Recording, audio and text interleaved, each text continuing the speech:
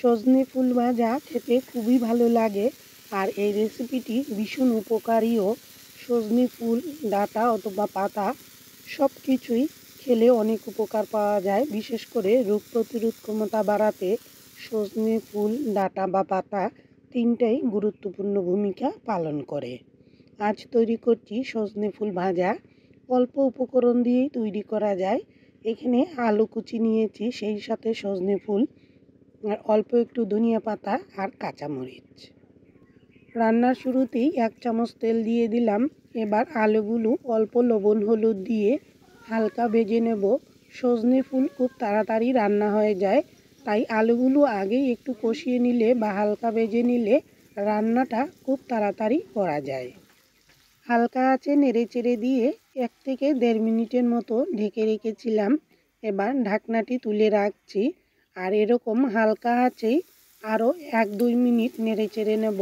আলুগুলো হালকা ভেজে নিলে ঘ্রাণটা খুবই সুন্দর হবে আর খেতেও চমৎকার লাগবে।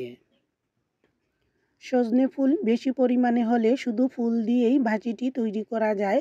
সামান্য পরিমাণে আলু দিয়েছি, ইচ্ছে করলে অন্য সবজি দিয়েও তৈরি করে নেওয়া যায়। আলুগুলো ভাজা হয়ে আসলে কড়াইয়ের এক পাশে রেখে এবার তেলের উপরে সরিষা ফোড়ন দিয়ে দিলাম। আর এই রান্নাটা অনেকটাই শুক্তো রান্নার মতোই। প্রথম পাতে খাওয়ার জন্য একদম পারফেক্ট একটি রেসিপি। আর সজনে ফুলের যে কোনো রান্নায় কিন্তু ভীষণ উপকারী। অল্প তেল মশলায় শুধু ভেজে নিলেই কিন্তু অনেক উপকার পাওয়া যায়। সরিষা ফোড়ন দিয়ে হালকা আঁচে 1 মিনিটের মতো ঢেকে রেখেছিলাম, তাহলে সরিষাগুলো বাইরে যায়নি ফুটে। এবার সজনে ফুলগুলো দিয়ে দিয়েছি, সেই সাথে কয়েকটি চেরা কাঁচামরিচ, আস্ত কাঁচামরিচ আর ধনেপাতা আর অল্প করে লবণ হলুদ। যেহেতু ফুল মজে একদম কমে আসবে আর আলুতে আগেই সামান্য লবণ দিয়ে রেখেছি, তাই লবণ একটু কম পরিমাণেই দিলাম। আর সামান্য চিনি দিয়েছি।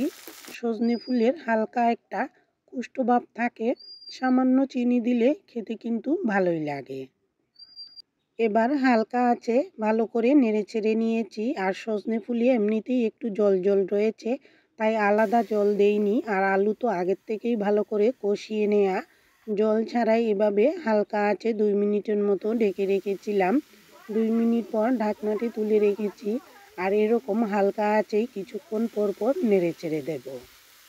সজনে ফুল খুব তাড়াতাড়ি ভাজাও হয়ে যায়, তাই এভাবে হালকা আঁচে কিছুক্ষণ পর পর শুধু নেড়েচেড়ে দিতে হবে। আর ভাজিটা ইচ্ছে করলেই একটু কড়া করেও ভেজে নিতে পারেন, আবার একটু ভিজে ভিজে থাকা অবস্থায়ও নামিয়ে নিতে পারেন। এই সময়ে সব সজনে গাছেই ফুলে ভরা থাকে। হালকা বাতাস বা একটু জ্বর হলেই কিন্তু প্রচুর পরিমাণে সজনে ফুল গাছের তলায় ঝরে পড়ে। ইচ্ছে করলে খুঁটিয়ে এনে এইভাবে যে কোনো উপায়ে তৈরি করে নিন উপকারী এই রেসিপিটি। রোগ প্রতিরোধ ক্ষমতা বাড়াতে সজনে ফুলের কোনো তুলনাই হয় না। কেমন লাগলো জানাতে ভুলবেন না। আর আশা করি আপনাদেরও ভালো লেগেছে। এতক্ষণ পাশে থাকার জন্য সবাইকে অসংখ্য ধন্যবাদ।